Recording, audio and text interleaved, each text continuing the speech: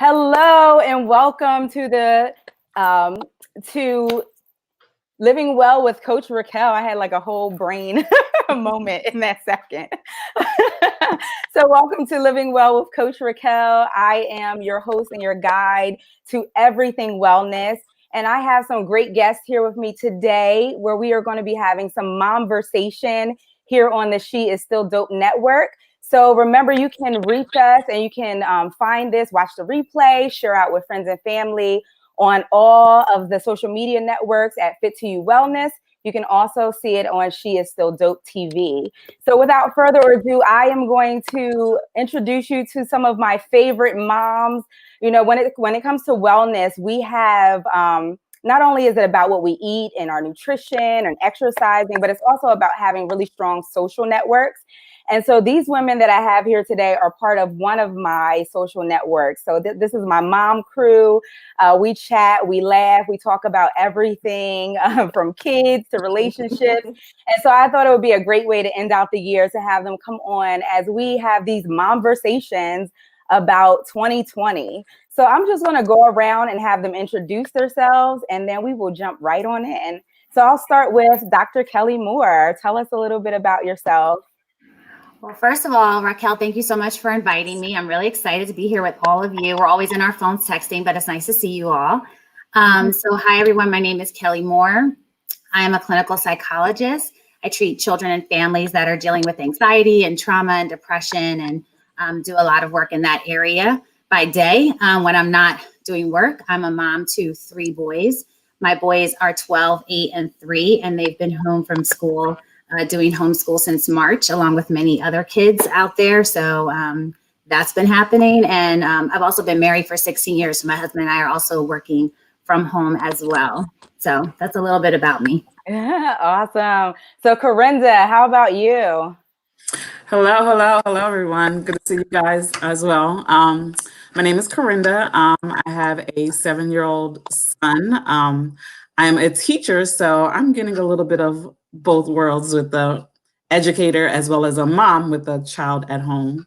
But it's been pretty exciting for us, so I'm glad to be here. Thank you. And Ashley.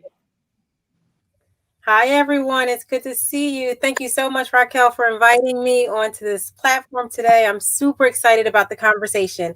I am a single mom of a 3-year-old son. He keeps me very busy. I work in education as a child advocate. I used to be a special education teacher, but moved over to the advocacy world about 4 years ago. So thank you, and I'm excited to be here. Yes, thank you. And Miss Genetta. Hi, everybody. Thanks, Raquel, for the invite. Love talking to everybody. And like Kelly said, even more fun to see people's faces that are just texting. I am Genetta. I'm mom to Vivian and Victoria. Vivian is 10 years old, turned 10 during pandemic, and Victoria turned 6 during the pandemic. Lots of drive-by parties. I'm married to Mackenzie of just over 13 years. And pre-COVID, I was a marketer in New York, and now I'm a mom figuring everything else out. Yes. And Miss Tonya. Hi, again, Raquel, thank you so much for having us. This is exciting. I am a mother of a 4-year-old little girl, divorced mother. I'm also a teacher. So she's in preschool, starting this whole parenting versus teaching thing from home is definitely a challenge.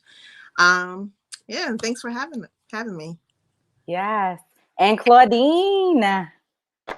Hello all. So I am Claudia Nelson, the mother of 3 boys, 6, 4, and 1. However, the 1-year-old will be 2, January 10th.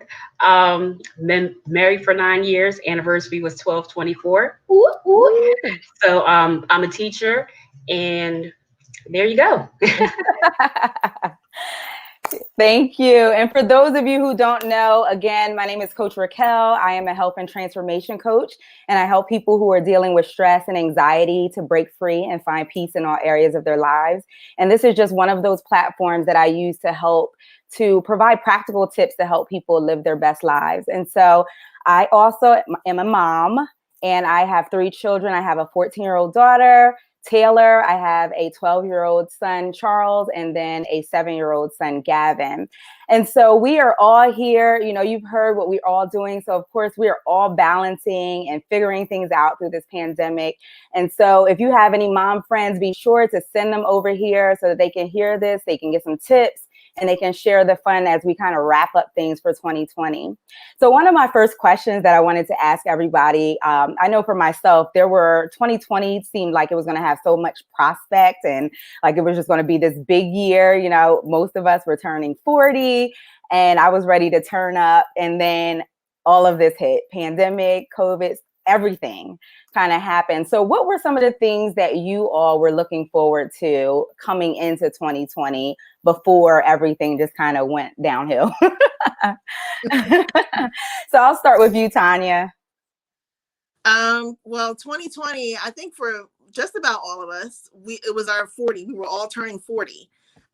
So Kelly and Genetta and I, we had planned a trip to go to Essence Fest in New Orleans, which for July 4th weekend, canceled. And then I was planning a big 40th birthday bash, canceled. So it's just kind of like, okay, I'm not Right. here, so. Exactly. Yes. Who else? What about Genetta? What were some of your big plans for rolling into 2020? Same as Tanya, going to Essence Fest, celebrating 40th birthday, my daughter's milestone 10th birthday. Definitely had anniversary plans. So many things. But, we can talk about it later. But, I think 2020 was going to be that year. You just see everything so great and so clear and everything. And I think I did get 2020 vision just with a different perspective. Exactly. Exactly. So true. What about you, Kelly? Same. I think it's so funny when Tonya mentioned Essence and our trip that was planned. I actually forgot about it. It's been so the year has felt so long. I forgot we were supposed to go and the plans got canceled. It was like it went right out of my mind. But yeah, celebrating my 40th, I had plans for my actual birthday, which was in August. So that all changed and just plans in general around vacationing in the summer, things I was planning to do with family and friends, all that changed when March came. Absolutely. What about you, Corrinda? Any big plans for 2020? No, same sentiments. My birthday is in November, so I was like looking forward to celebrating everybody else's for most of the year, and then mine at the end of the year to kind of cap off 2020. So I did go to Canada in July for their Caravana, but of course that got canceled. So we just figured out other ways. Right, exactly. Roll with the punches. What about you, Ashley? Any big 2020 plans? Well, in addition to the traveling, which everybody, already said, I canceled several trips. This year was going to actually be big for me. I had mentioned in my introduction that I'm a single mom, and I had just really opened myself up to the idea of dating again. So I said, this is going to be my year. I'm going to try. I'm going to get out there, go to happy hours and go for drinks. And then the pandemic hit. So it's just been, in the house, trying to do this online thing, which is crazy, which I've never done before. But yeah, it's kind of blown up the whole dating process. It's not really, it's not really good. Not quite the same. No. What about you, Claudine? Any 2020 plans or, was there going to be some prospects of amazing things happening in 2020? When I was thinking about 2020, everybody was like, oh, 2020 and doing vision boards. And I was just sitting back like, it's another year. Like any other year, make the best that you can with it. Did I know, excuse the background, did I know what was going to happen? No. I was looking forward to Tanya's birthday because she always does it big. So my big thing was celebrating Tanya's birthday. I'm the tail end of 79. So I turned 40 in last year, but I was still celebrating everybody's 2020. Like, oh yeah, 40 in 2020. But I really just take each year as it is. I don't go in with any expectation or New Year's resolutions because then you less disappointed. But yeah, y'all saw what y'all got. And Exactly. And it was so a lot of true. learning though. A lot of learning took place this We year. had such high expectations of what this year was going to look like. So it was quite a letdown for those of us, especially those class of 98, all of us who were looking so forward to, really or bringing that 40 in and having a good time. But my thing is I am going to be celebrating 40 for the next couple years until I get my big 40th celebration. Like most of you, I was supposed to go to Thailand, so I was really bummed that I didn't get to do that. But Ashley, you brought up something that is actually a really big thing, especially for single moms and, the singles out there, that dating world and how that's changed. Tell me a little bit more about that. Oh gosh, and Tonya can chime in. We've been talking a lot about, the online dating adventure. It is really an adventure because I'm the kind of person I need to feel somebody's energy and, talk to them directly, look in their eyes, see them. So I'm like, I guess people have been doing it for years. I haven't been doing the online dating thing. So just trying and just learning how to connect with people differently, through working online and doing family Zooms. Everything is online now. So actually learning how to still connect with people through, a computer. And it can happen. It is possible. I've met some really awesome people. I've met some really great people. So like I said, it's just an adventure. It's an adventure, and it's just a new way of exploring, I guess. Absolutely. And what about you, Tonya and Corrinda? Any advice or any things that kind of happened for you or any experiences that you had in terms of dating and being single during this time?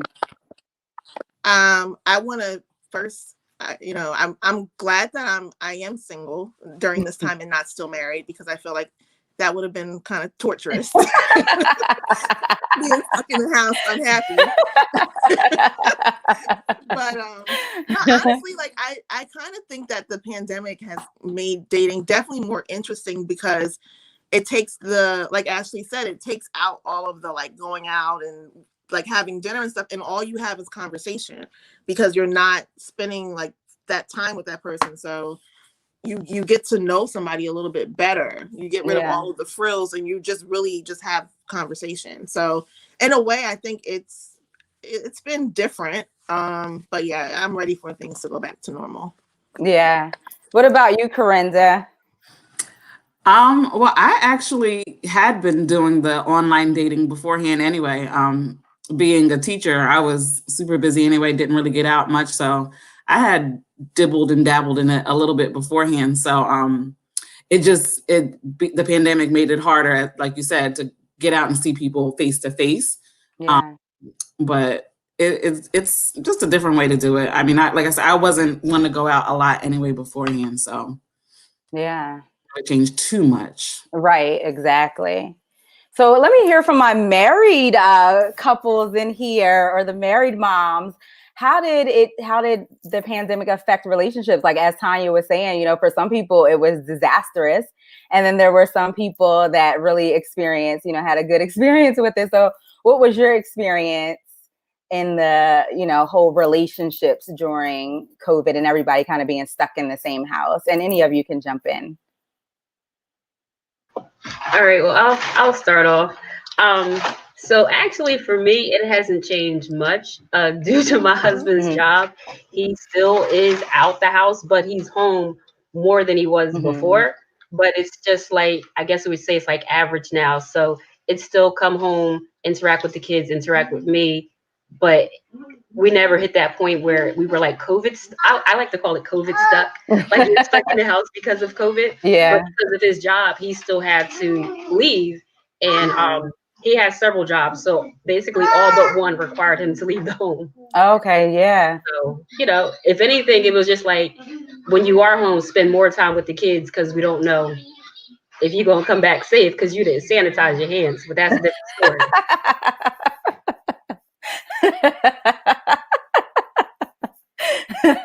What about you, Genetta? Oh my gosh, Claudine. So when March 1st, was it March 13th came in and they told us we had to stay at home, I actually was relieved. I was like, oh, thank God, like a break. Like we could say no to birthday parties and get-togethers without feeling guilty about it. And I have to say, I don't want to crush anybody else's story, but I love my husband even more, like right now. And I didn't think I could love him more than I did before the pandemic. I mean, I think I've just really had the opportunity to just take in how awesome he is and really just how great God is in marriage, in a godly marriage. And, there were moments where we used to go out on date night. Every 6th of the month is date night, and the whole world knows that. But because of COVID, we've been in the house. So us trying to have date night in the basement and make the girls stay upstairs has been just a cahoot all in itself. And I guess the other thing is just like Club D nights, like I'll be like, oh, I'll be the girl with the hoodie and the black leggings. He'd be like, you wore those hoodie and black leggings yesterday. I'm like, I did, but I was trying to different lipstick today, so I'll look a little bit different. But we're just trying to figure out how to still give each other joy and be exciting and be fun and not be as predictable. I enjoy that I'm not stuck on the train, on the commute. He's not stuck, trying to rush the girls to dance class. We can actually have dinner together as a family every night. We can have lunch together as a family. We can have breakfast together as a family. There was one moment though, because he has worked from home more often in our home office, and I kept going in there and he was just like, yo, I'm working. I was just like, but you're home. He was like, but I'm working. And I think that was kind of just like at first it felt kind of like rude. I was like, and I was like, oh no, you are making money, so let me let you, work. Right, But have your time. have your time. But as far as just like our marriage and relationship, I think it's gotten even better and stronger. And I thought it was great already. But I like it. I like him more. And I like him more. Yeah. That's awesome. I know it's always so interesting just to see how everybody kind of fared with everything. How about you, Kelly? I was going to say, I think my experience is similar. I really always say, I love my husband, but I really like him. And we're really, really good friends. And I think that that's something that I always recommend when people are looking is find somebody that really is your friend, that's somebody you could just really hang out with. And I think that's what we have. So I think before the pandemic, we were so busy. He works in Philly. I was commuting to Rutgers every day. And so our nights would start late during the week and we're running the kids around. So I've appreciated the pause for us to really just be in each other's, presence more and get a feel for what each other does during the day because we're working from home, and to see that relationship between him and the boys, grow. And it was already great, but I think just seeing the way he interacts with them, I've learned a lot about their relationship. And so I've taken the time to be more observant of him in a way that's different. And I think that's been a benefit for our relationship. Which was already, I thought in a good place. But like Genetta said, I didn't, you don't think you can always like love people more being in such an enclosed space. But I think we also have a lot of respect for each other's boundaries. So we're blessed that we live in a space where we can kind of have our own space here and there. So I can go in this room and he can go in that room and kind of do the things we need to do and be apart and then come back together. So I think that's another piece is just learning each other's boundaries. We didn't have to be up under each other all the time. And I know that's not always the case for a lot of people. So this pandemic made it a lot harder. But, he'd go out for a run or I'd go out for a walk. And like we were able to still have our separate time. And, that I think was really important too, that we still kind of tried to maintain some semblance of us as individuals, but then us together growing stronger as a result of having to be home and really try to make things as normal as possible for the kids. So I've had a really positive experience being home with him during the pandemic. Yeah. And I know for my husband and I, it's so funny because we're like total opposites. I always say we're the true yin and yang. Like I am such an introvert. He's an extrovert. He likes to be out. So it was really interesting just to kind of see that dynamic and to watch that grow as well. And to find, like you were saying, those boundaries and reestablishing what that looked like and, our communication style. We also started implementing the date night because we're like, even though you're in the house with all of these people, still it's hard to kind of get that separate time because like you were saying, Genetta, like everybody has so much access to everyone else that it's hard to sometimes get that alone time that you're needing and wanting. So when it comes to not just, the intimate relationships, but just relationships in general, like friends and, parents and things like that. How did you navigate that space in terms of, the pandemic and kind of keeping the boundaries in those places? And did it change at all for any of you? And I'll throw that one out to Ashley. I knew you would because I had that thinking face on. And then my eyes went right to you. I know. I guess I've learned, like my support system, you know, you and I were talking about this before. My support system has, I'm not going to say change because I've always had a really strong support system in my family. But it's different. It's very different. And I've like relied on them in an extreme way, you know, when I have to work from home and, you know, my mom comes over or my sister's here and has my son, like they hold it down for me. And I wouldn't be able to like work, you know, as much as I do if they weren't able to do that. And then just with friends, it's been harder because I've been super quarantined in terms of, you know, I have people in my family with underlying conditions and things like that. So, you know, I'm trying my hardest not to, you know, do anything, expose myself or anything like that. So, you know, I feel I've missed out on some friends because some people are able to go out and do things. And I'm just like, no, you know, we're not, you know, my family's really not doing that. So it's hard, you know, coming up with those boundaries because you still want to participate in everything that, you know, your friends are doing. But, you know, everybody's on a different wavelength and it's fine. It's fine. I think people are very understanding and know that you want to be there, but, you know, just can't. So, yeah, absolutely. How about anybody else? Is there anybody else that kind of had any relationship boundaries or things that have changed in terms of your connections with other family members or friends? I'll speak not so much with friends, but I will speak that as a single mother who's co-parenting, it is definitely struggled the relationship that I have with my daughter's father, because you have two individuals that view the pandemic very differently, and creating those boundaries has definitely been a struggle. But as far as my friends go, you guys are who I really like talk to. So we all we'll do the Zoom girls' night here and there. And then as far like Ashley said, my mother has been like, I can't imagine. I don't know what I would have done if it wasn't for my mom. So I'm extra protective of keeping her safe because, you know, I need her to help me. So, but yeah, I think most people are understanding that everyone's limits. It's about like this pandemic has taught us and shown us that you have to not just think about yourself, but respect other people's comfort levels and, you know, their space. Yeah. So, yeah. Yeah. And I think that's such a big thing because I think everyone has their own boundary, like their, you know, that line where it's like, I'm not crossing this line. So, you know, Kelly, what were either your non-negotiables or like, what was your line? Or if you want to talk about the boundaries and things that you've had to set with friends. I think it changed as the pandemic moved from the beginning to where it is now. And I kind of tried to move with whatever the recommendations were. In the summer, I think we were more open to doing things outside as long as we had distance. I had like a small little bubble of people that I felt comfortable with. My dad, my sister, and her husband and daughter were our own little bubble, I guess you could say. And so I felt comfortable with them, especially when it was warmer. But we were really strict in the beginning. I have a child with underlying health condition. And so my goal is to get, you know, to the vaccine, right? Basically to get to a place where I could then feel safe letting, you know, him be around people and things like that. So we've had to really draw that line in the sand. And like Tonya said, I think everybody's really understanding.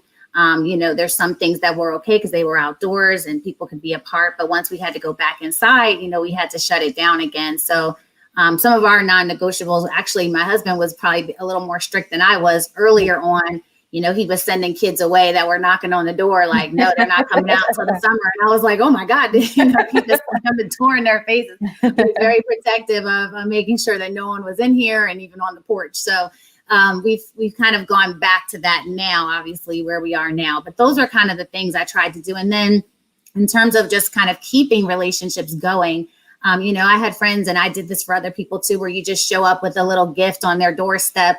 I would get little packages in my mailbox from my sorority sisters or from friends. One time, you know, a family member came by and left something on my porch for me. So I think, and I would do that for other people because I think, you know, people were feeling alone during the pandemic. And I think it's just nice to have someone remember you. So those little small things, I think, helped to just make you feel like you were still connected, because that's the biggest thing that kind of drives depression and anxiety. It's feeling so disconnected from people. And so I think that really helped to keep us all in really good spirits. Absolutely. Yeah.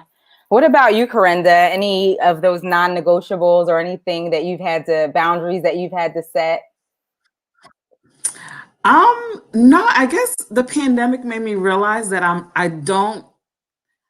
used to go out, but I didn't go like have a lot of outings, I guess, that I went to because it didn't really feel too different. It just was that, if I wanted to go to the store or, if I did want to go out, I couldn't, but it didn't feel too different for me. My son playing sports, I was like on the fence about it, but then it was during the summer. So it was like, okay, I guess we can try this out. Everybody else is doing it. I was like, I guess it's okay to try. It went pretty well. So it didn't really feel too different for me, which I don't know if that's a good thing or bad.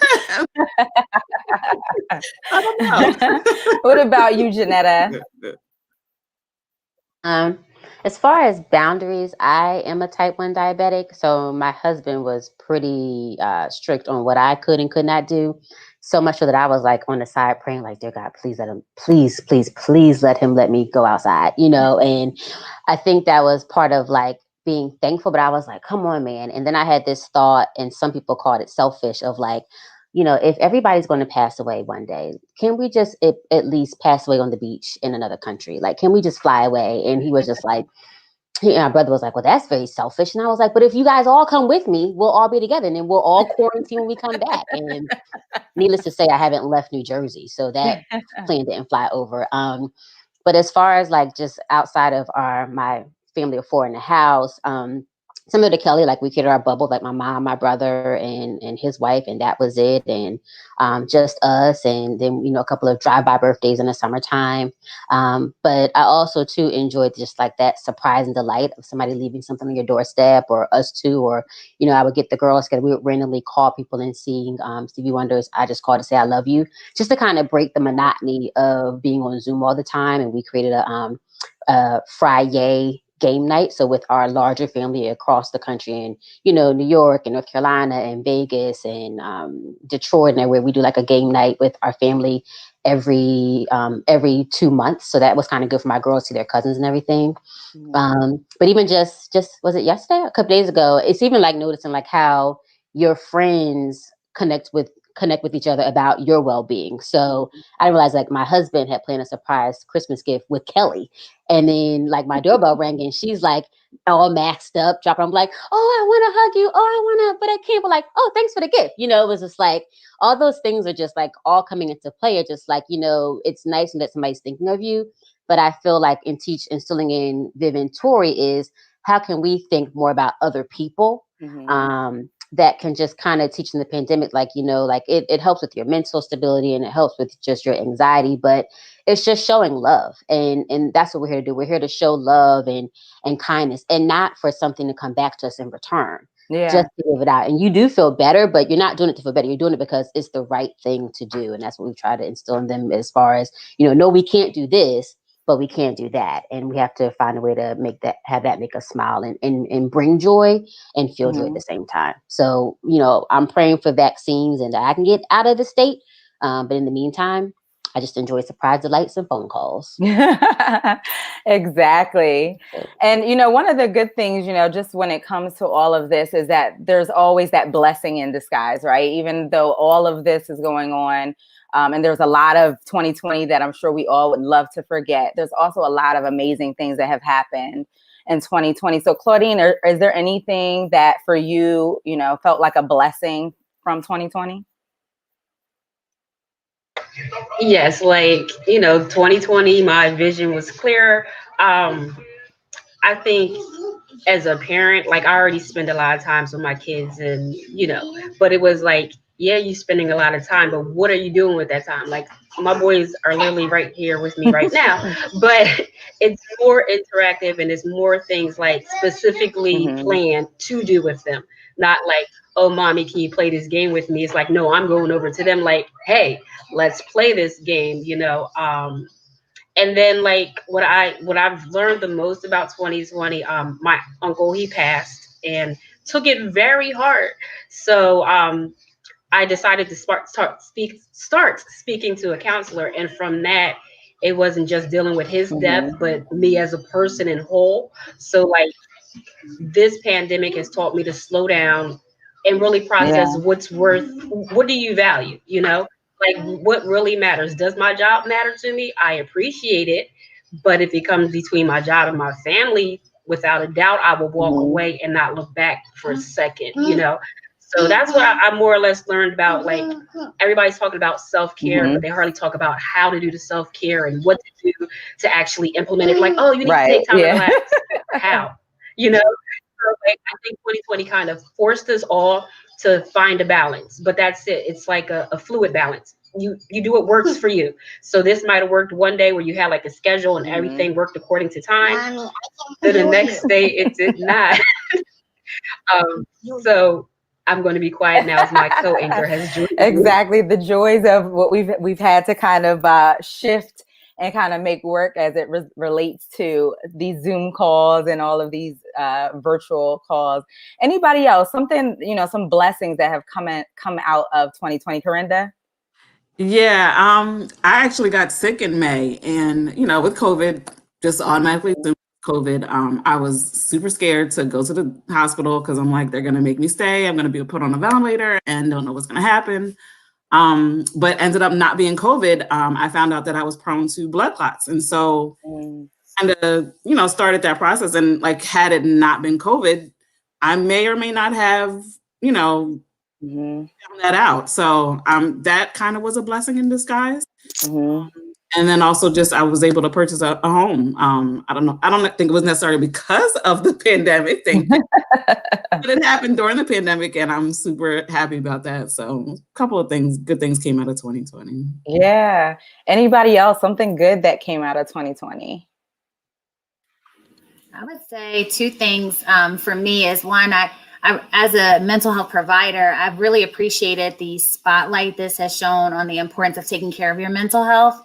And the growth in my field in terms of people seeking mental health services has just exploded. I don't even know that the field can meet the demand. There's going to be a lot of people that will need to enter the field, I think, to support even in the aftermath of the pandemic. But I think it just goes to show that your mental health is what really gets you through when your physical health is failing or when there's any kinds of, you know, trauma that we've collectively experienced. I'm just excited about the fact that that people are no longer feeling like that's a stigma or there's something wrong with doing that it's really all about just preserving your own emotional health and wellness. So that's like a thing that I think collectively I've loved seeing, especially within the Black community. Just, it's so nice to get that, you know, call from someone that's saying, you know, I think I'm doing okay, but I want to come in for a session just to make sure. I want to, you know, tackle this thing I've been avoiding for so many years. And it's just such a blessing to bear witness to that as a provider. So that's exciting. And, you know, in 2020, I was able to receive a promotion at work and get a new position. And I think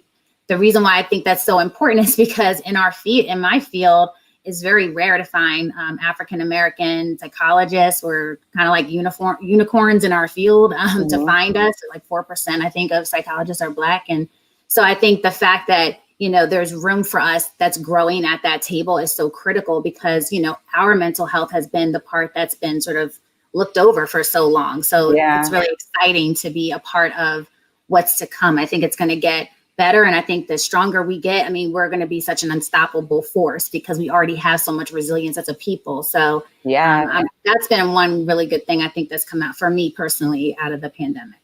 Yes, I love it. Go ahead, Tonya. I love that. For a couple of things, personal and then more, you know, across the world, I guess. Like kind of like I think Claudine said, just actually like taking the time and watching my daughter grow and develop, like, you know, because you're home every day and you see, you know, the changes. Like I hadn't seen my niece in probably about a little over a month, and my sister-in-law posted a video and I was like, oh my God, she's like grown up like in a month. So when you like actually take the time and like you're with your child every day and you see the development. Also, I'm in grad school, and crazy enough, the pandemic has allowed me to devote more time to that because it's like I'm not like running here and there. Like I've eliminated like all the extra time, and I have more time to like focus on that. But in general, through the pandemic, the whole Black Lives Matter George Floyd thing, I think has opened the world's eye. Like this whole year is just so, like, it was a terrible situation that, you know, that has been happening, not just that situation, but everybody finally was still long enough to actually see what is going on in our community and to our people, and you can't deny it. So, you know, blessing in disguise, but I think that that is a positive that's come out of this year. Absolutely. Yeah. Anyone else, any blessings that have come out of that? I just want to add what Tonya was saying about the whole George Floyd thing.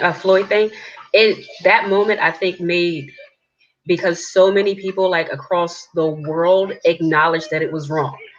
And it was like, for so long we've been saying it was wrong, but because we've been saying it, no one's been listening. So the fact that worldwide it said it is wrong, and so many people did take a step back and try to make a difference in their corporations, whether real or fake or genuine, but it's still the fact that they're at least trying, and some are still continuing. So that was a true blessing. Like, I really felt like I actually matter now. You know what I mean? Yeah, absolutely. Yeah, there's something that kind of add to that. So, kind of piggybacking off of Tonya and Kelly and Claudine, like, and I think you asked Racquel what we noticed a blessing in 2020. I think you taught us that kind of saying about like the silver lining. I think the silver lining has just for me, it's being pushed out of my comfort zone. Never thought that I would have lost my job. Never thought I would ever be laid off from a job, but laid off, and then just being so hard to find another one, because since then in my industry, there've been like 10,000, 20,000 layoffs per day. So now everybody's looking for the same job that I'm looking for, but it pushed me to actually start my own business of consulting. And I think my husband said, like, you know, you talk to your friends all the time for free, start charging people. I'm just like, no, it's my friend. And then, not to water it down, but with George Floyd, and then just the recognition of like how we haven't been treated equally or respected in our professional fields, with me being in advertising and sales, you know, always with the major networks. Now I have my Black face photograph on my resume. I'm just like, look at me. Not only am I qualified, I'm Black, you know, so I don't know if it's like, you know, playing to it or playing against it. And now when I, you know, give people my rate, I don't stutter. I don't stand back. I'm like, no, this is my rate. And I know that it's high, but that's what I cost. And it's just kind of, you know, 2020 just kind of showed just like, you know, you get what you put out to get. And that saying, if you always do what you've always done, you'll always get what you've always gotten. So now I'm just trying to do things differently and go ahead and, you know, if you get a no, it's a no. But if you don't ask, you'll never get the yes. So I think the silver lining and the blessing has been, go for it. You know, like, don't stop, like, ask and you shall receive. So put it out there. Now I'm still nervous. I'm still scared, but you know, we're getting there. We're getting there. Yeah. And I think you all have brought up some really good points just about, you know, pretty much everything that we've kind of been encountering, and, you know, the toll that it takes on us, especially as Black people, and to finally have that spotlight shine for people in the world to see that we weren't just, you know, being petty or whining, you know what I mean? You always get that, but really that there is a discrepancy, like there's unfairness, and it needs to be addressed. But like you were saying, the good thing that has come out of it is that more of us have had opportunities. More people are opening up to make sure that those opportunities are available. And while we still have a long way to go, it definitely is a good start and a good place to create that foundation. And that's why, you know, for me, these circles are so important, because it's the Black girl magic, you know what I mean? Like, to be able to sit in a room with a bunch of women, especially Black women, and feel supported and encouraged, not like we have to compete against each other, but to really be able to, you know, just hold the space for each other when we're feeling down, or to be able to support each other in the things that we're doing well. And so definitely, you know, more and more of this has to take place, but this is definitely a great foundation for that. So when we think of our culture, you know, as we're talking about some of the things changing in our culture, what about your homes? Like, have you noticed anything either changing in the culture of your home or even the culture of your job, in either one? And anybody can jump out there. I'll go. I teach in a local district, and they have really taken a huge step in recognizing diversity. You know, as most of us are educators, and they're like acknowledging like there are discrepancies in education among staff, among students, the way we discipline Black and brown students, access to technology, access to a lot of different things. Like it's opened everyone's eyes. So my district we've had tough conversations with staff members, you know, like as a whole staff, we've had conversations about race. That would have never happened before, you know? So, yeah, like I said before, so it's a blessing. I'm unfortunate that that had to happen for everybody to open up and talk about it, but at least we're talking about it. So absolutely. Yeah. What about you, Ashley? I was just going to say, I think the culture of my home has changed. I'm a Virgo, so I'm very much like, you know, things have to be on schedule, and you know, there's a timeline, and let's get it done, and let's drive this train forward. So I think, you know, I used to be very much about schedules and bedtime and dinner time and everything. There was a time and a place for everything, and now it's just kind of like we're surviving. Like we're making it. If you get in bed, okay, that's great. Like so I'm like, did you eat? Okay, that's great. So I've had to learn how to like just woo-saw a little bit and just say, listen, we're alive. It's a blessing. You know, we're under the same roof. Thank God I still have my job. Like my family members still have their jobs. So I think I've learned like the little things have gone out the window, where it's not so much a structure and everything has to be, you know, just right. It's like, just live and enjoy each other. So I think that it's a culture change, and it feels good. It feels good. It took a while to like let it go and relinquish that, like, you know, drive that train. But I'm like, whew, it's okay. It's okay. Yeah. What about you, Kelly? Any culture changes or anything that kind of shifted in your households or in the corporate sector? Because you're, you know, really big in that area as well. I think for work, the biggest change is not doing therapy in person, which is a huge change. It's very different to not be in the room with someone and get that energy and body language, kind of like the dating thing that we were talking about, something about being in the room with people that just makes a difference. But I would say in our home, I think the biggest change has been the way I approach parenting the boys and thinking about, you know, not being the one to always have the answers. I think, you know, prior to the pandemic, I felt like it was my job to solve problems and, you know, put out fires and things like that. But there have been many times in this pandemic where they're feeling exactly the same way my husband and I are feeling, like, well, we don't know, we don't have an answer, we don't know when it's going to end. And being okay with being able to tell them, I don't know. And I know this is hard. I know this is sad, but kind of leaving it there and kind of just teaching them how to sit with that uncertainty has been something that, you know, I think in the past I've tried to get at, but at this, you had to really live it this year because you really don't have answers. You don't know when they're going back to school. You don't know when, you know, basketball is coming back, like that season's going to come back for them to play. And so being able to just kind of sit with uncertainty is a big shift for me as a mom, because I think I definitely was in that Mrs. Fix-It, you know, I'm going to solve it up and put a bow at the end of the problem. And you just, you know, not that you ever were really doing that. Maybe you had thought you were doing that, but you were never really totally in control, but you definitely felt more control. And I've just learned you can't, you know, like Ashley was saying, like you know, you may not have the ability to get it all like buttoned up or just perfect or structured. It's just not going to be like that. So that's been a big change. Absolutely. The little people in the background.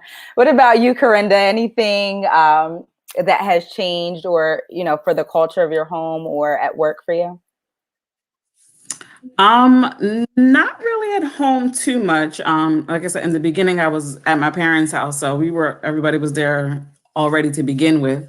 But definitely at work, being a teacher, having to teach virtually, learning that was, it was a process. It was definitely a process, you know, first in March and then even going back in September, just wasn't sure, like, are we going to be doing this long term? Are we going back pretty soon? But it made us realize as teachers, like, you know, we're very resilient. Like we figured it out. We kept it moving, still going, you know. It was a culture shock, but I think we're so used to it anyway. So it kind of worked out. Anybody else that kind of had any culture changes or shifts in the house or at work? Well, sorry, Genetta. Did you want to go? Thank you, ma'am. So in my home, it's the dynamics kind of shifted as far as education wise. So first of all, with work, there's a start time and there's an end time. You know, setting boundaries. So I start and I end every day at the same exact time. Nothing more after my obligated hours, because you know family is a priority. But what we had to do is two of my sons, one is in first grade and one is in pre-K 4. They're still doing school and they're doing synchronous, which is live and the teacher interacts, as well as synchronous. So I had to figure out what am I going to do because I'm live with my students. My kids are at that age where they still need parent help. Other than this one, he can mute, unmute, check his email, but he still needs to know I need to focus and sit down and go get the blocks because they were given their manipulatives and stuff. But he needs to know, oh, I need to go get my popsicle stick. So I still got to say, go get it. So what we decided to do, my husband is my first grader goes to my mom's house. So I wake up in the morning, put his uniform top on, I drop him off to his mom. The 1-year-old actually still goes to a sitter. She only watches one other kid. She meets me outside. She was already super clean before COVID happened. So, you know, I wear a mask, picking up, dropping off. So he goes there. And then this one right here on my lap, he stays with me. And the blessing in that is all his live sessions are when I have work breaks. So it's like, but I'm now using my break to do my child's work. So it's still like a busy day, but you know, we're getting it done. And then as far as work, I have a fabulous partner teacher that we work together. So literally I have someone every single day if I need to decompress with at the end of the day. We have about an hour what we call office hours where we get like work done that we need to do, grading, contacting parents. And you know, that happens. So every day I have someone I can decompress with. So that's the beautiful thing. You know, so I'm going to mute now because once again, my background. This is his show. I know, right? But I just want to say, you know, before the pandemic, I think you would have been frustrated with him doing that. But we're kind of like, it's whatever. Like, it's just, that's just how it is, you know? I think exactly. Kids, animals, right? Everybody just kind of, it's just like, you know, what are you going to do? It's, you know.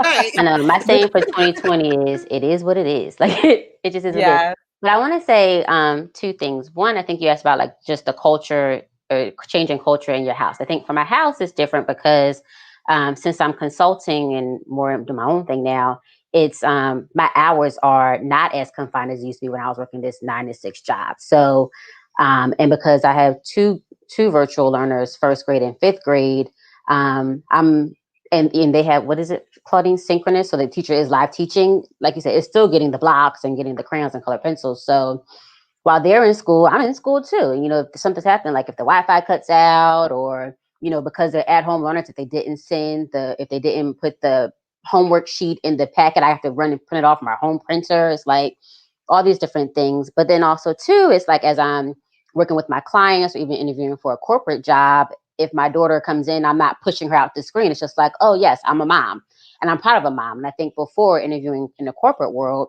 I didn't really have the I'm a mom conversation anywhere in the interview process at all. And now it's kind of like, it's like when they say, tell me about yourself, instead of like, oh, I've been doing advertising and sales for 25 years. It's like, I'm a mom of 2 during a pandemic. You know, whatever skill set you need, I've got it, you know. And I think that, you know, we're not being like a career person at work when you're going to your office, or a mom at home, or a wife when you're dating. It's like you're wearing, or a sister or a daughter or a niece or whatever. You're wearing all those hats at the same time. And you just have to learn how to kind of juggle them all at the same time. But the last thing I want to talk about is, I think it was this term I saw just about like our household has been extending more grace and mercy. And I think grace is when you get more than what you do deserve, and mercy is when you don't get what you do deserve. And so there's been a lot of grace of, you know, just giving more. And, you know, we're having ice cream for breakfast and pancakes for dinner sometimes. And like Ashley said, did you eat? Are you alive? Yeah. Okay, good. And now it's just like, you want to watch that TV show for 25 minutes after being on the computer screen for 35 minutes? Be my guest. Just let me do this. So yes, everything has shifted and changed, but we're still here. Exactly. Yeah, and I think so many of us have had to kind of let go of some things, right? Yeah. You know, even as a wellness person, you know, for a while there, I was still like trying to do the organic thing and, you know, do all of that. And after a while, I was just like, you know what? It was driving me crazy. You know, I was stressing myself out and I had to start to relax on those same things, you know. And I remember the one day my son came up and he wanted pizza or something, you know, that you would eat for dinner. He wanted it for breakfast. And at first my husband was like, no, you know, he can't have it. I was like, why not? It's food, you know? And it's just like that same thing. It's just like, what are we stressing out about? You know, at the end of the day, we'll balance it out later on, you know, make sure we eat something different later on. But, you know, you really do get to the point where you're going to have to pick and choose your battles and figure out, you know, what it is, what's important in this moment for us to have. So when you think of those things, even just self-care and all of that, what are some things, either tips or things that work really well for you during this time in terms of self-care? Do it in the morning. Whatever you want to do for yourself, get up early before everybody else does. Claudine and I started doing like we were doing rotations really good, like 3 to 4 days a week. And then we had our Sunday morning wake up, walk up. And, you know, at 7:00 every Sunday morning, either I was calling or texting her, she was calling, texting me, was like, okay, ready for walk? I'm like, yeah. And I'd be like, oh gosh, like really? But I find just like getting up before the rest of the house does, even if it's like 15 minutes or 5 minutes before them, just to kind of set your own tone, your own pace. For me, it's a prayer, a meditation, a little song on my heart, and like, Lord, get us through this day successfully. Yeah. You know, but early in the morning. I love that. Yeah. Go ahead, Ashley. I just wanted to jump in and say having that accountability partner, like Genetta said, is so important. Like I'm not really a gym person or like to work out. But my sorority sister and I, we found this online workout that we wanted to do. Was like a 30-day challenge. And she lives in Maryland and I'm here in New Jersey. But she would send a check mark when she was done her workout, or I would send mine. So like having that accountability and knowing that somebody was kind of like watching you, or somebody, you know, had your back, that really gave me a sense of, all right, I can do this. I'm going to do this every day. I have a partner. I don't want to let her down. She doesn't want to let me down. So that was a good driving force, just to like get me active, get me moving, and, you know, outside. And yeah, it really worked out. So yeah, second what Genetta and Claudine are talking about. Absolutely. What about you, Corrinda? Oh, Tonya. What's some self-care tips or advice? Mine is it's the opposite of Genetta. Whenever my daughter goes to sleep, the one thing I have done this whole time is I've kept her on a routine, just so that, you know, she knows she's gonna, you know, wake up, she's gonna take a nap. She's, you know, bedtime is the same, because I need that time when she goes to sleep. I need that time for me to decompress. Yeah. You know, like that's, I mean, we're all moms and we all, you know, need that time. But I think like with single moms, because we don't always have that person to say, hey, I want to run to the store really quick. You know, you need that time to yourself. So that's the only thing that I've done, is I've maintained that schedule with her so that I can have my me time at night. Yeah. What about you, Corrinda? I don't know. I guess because I'm pretty flexible, and I kind of already had my self-care going. I'm able to have my own time. Like my son, he has his cousins, he has my mom, my dad, that, you know, my village is pretty big, that help me take care of him. So I'm able to pretty much, whenever I need to decompress, I have that. I'm able to do that very easily. So very grateful for that, because it's definitely not a task. It's not a hard task to try to get that self-care in. I'm going to the spa for the first time later this week. What's today? Tuesday? No, Monday. I'm going on Thursday. So that threw that in there as well to kind of help out. But yeah, you will love this spa. I know. I'm like, I miss the spa. What about you, Ashley? Let me think. In terms of just self-care overall, just like Tonya said, just taking time for myself, getting up, doing morning walks, drink more water. I'm learning. I'm learning myself differently. I don't know if it's because I turned 40 this year. I'm appreciating things differently. I have a different outlook on life, but I'm just like all about chill out and zen and peace and just just be. Sometimes it's okay just to be. So I think I'm learning that about myself, and I'm appreciating the time. Yeah. What about you, Kelly? So self-care is something I've tried to incorporate into my life for years, just because I preach it so much at work. But I think Claudine's right that a lot of times people think of self-care as like something that has to be like done or set aside a time for. So I think I've tried to be less rigid about it, but there are some things I do stick to. Like every Sunday night, I do a whole sort of like self-care routine. It's something I never try not to get away from. So I'll spend a good 45 minutes. I bought this really cool like steamer on Amazon for my face, and I just like let that like just sit over the steam and just take deep breaths and do a whole like skincare regimen and massager thing that I have. Like Amazon, you can find all this stuff, really inexpensive stuff that you can indulge yourself, and I do it right here in my house. So I've done that since the pandemic started. Maybe in the summer, I started doing it more regularly. But I do protect that time on Sunday night. So it's time that everybody knows, like, mommy's closing the door. Please don't come in from 7 to 8. I'm going to do this during this time, or 8 to 9, whatever it is. So I've tried to do that. And then, I've picked up doing more mindfulness. I use a lot of these apps that are out there that have really great exercises. And some of them, I actually downloaded one that's for kids, and I do it with my kids. So I've been teaching them how to do meditation and mindfulness, and we've practiced together. So that's another thing where I can do self-care, but they can be a part of it with me. And they're quick. They're like 5-minute exercises. They're not very long. So little things like that, I think, is something I've been trying to do with, and some things are like, I have to do it for my own peace of mind. And if I'm happy, if I'm off, I always say moms in a house are the thermostat. Like, we set the temperature for the house. And so if I'm running too hot or too cold, it definitely, you could feel that in the family. So I don't want to be all out of sorts. So that's for my own preservation, self-preservation. I love that. And then Claudine, what is, did I ask you this already, Claudine? Like bouncing around the phone. But candles, okay? Candles, aromas. I have one that I burn during the school day to help me stay calm. Also, I picked up grating wine. Grating juice. Grating juice. That's what I call it. I don't call it wine. It's grating juice. Prior to COVID, I think I've maybe had 4 glasses of wine since 21. We can multiply that by a lot. Wine glasses were actually part of my go back to school list. I sent you guys that picture, right? I had got the kids some desk, and then you saw I picked up some wine glasses and a bottle cork or whatever it's called, reusable.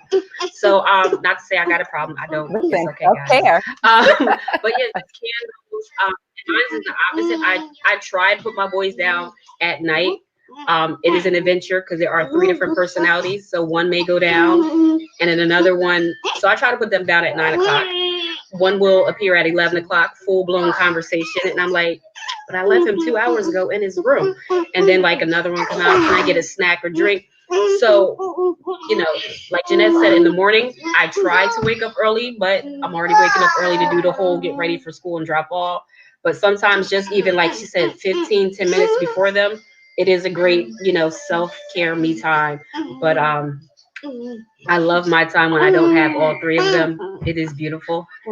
Even just like yesterday, I went outside and I literally just stood outside breathing fresh air for like 1 minute, because then I heard "Mommy" at the front door. So it doesn't have to be long, but I think it has to have you have to have intent. Like, I'm gonna take this 5 minutes and it's me. Or I'm gonna take this 30 minutes and just focus on me, whether it's breathing, whether it's reading something, a quick nap, or, just something where it's dedicated to, this is my me time. Doesn't have to be much, but I feel as though everybody does need some at some point to help stay sane. Absolutely. And I, echo so many of your sentiments just about, taking that time for yourself, getting up early, and I love what Kelly, what you said about the thermostat, because it's so true. It's like, if we're off and we're not taking that time for ourselves, our patience is so thin. And so I have totally enjoyed this conversation. I know we're getting close to the hour mark, and we have so many other questions that I could be asking you, but I just appreciate you so much for this time and for spending this time with me. And as we get ready to end out, is there any last words? So whether it's a tip, whether it's something you're looking forward to in the new year, anything you want to share before we sign out?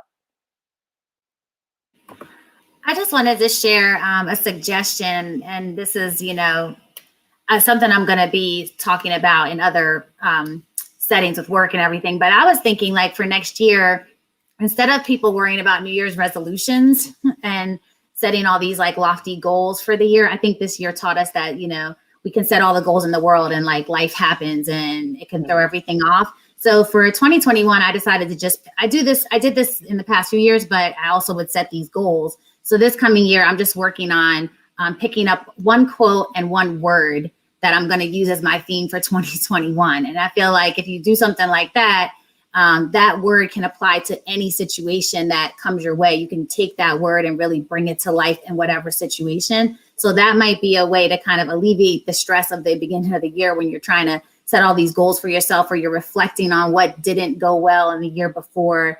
Just pick a word and try to live by that for the year. It just takes the stress off of you, and it also just helps you keep things in perspective. So that would be a suggestion I have for 2021. I love it.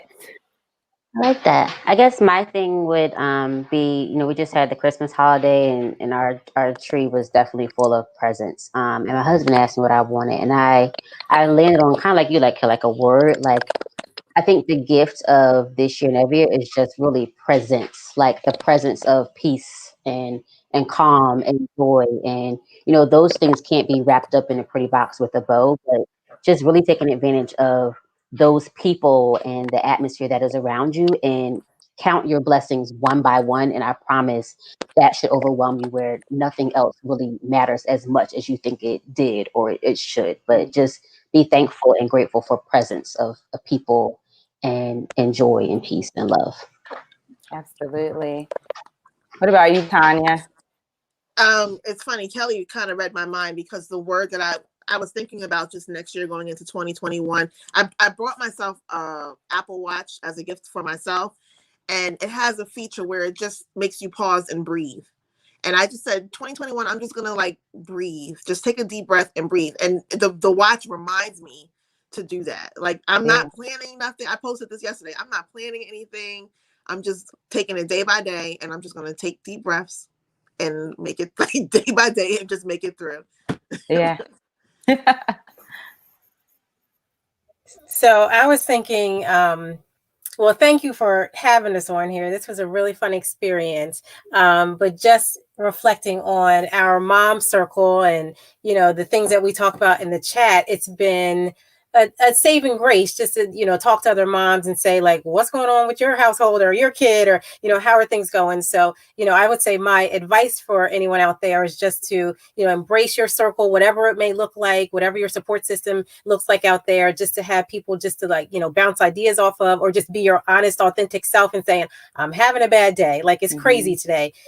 So that would be my thing. Just enjoy each other. Like Genetta said, the presence of each other, be it Zoom, be it in your household, be it, through phone or conversation, and just live in the moment, just live and be. Yeah, absolutely.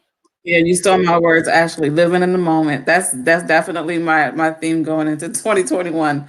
Living for the moment. I mean, because you don't know what's coming. So just live for that moment and appreciate what you have. Appreciate, the people in your life, and definitely appreciate you ladies. And again, thank you, Racquel, for this. This was awesome. We have our chats, but we haven't had the face-to-face in a little bit, but so appreciative of the thing and living in that moment for 2021. Can I just add one more thing?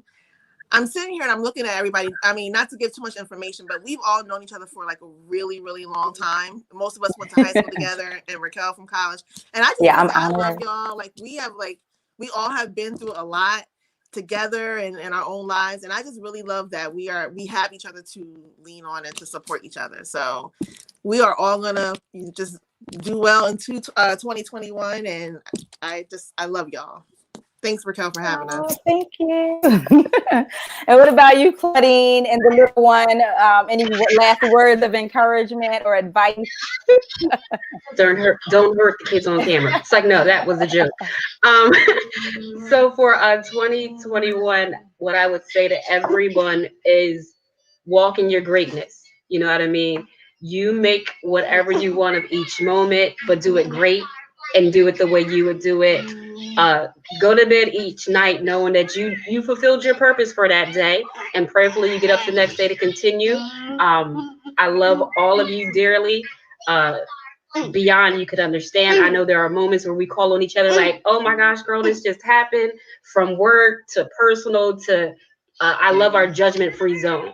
So it's 100% judgment-free, and I thank you guys for that. So continue that mode that you guys have with being judgment-free, and touch as many lives as you can, even with just a smile, because seeing you guys smile truly do bless me. And thank you for my gift.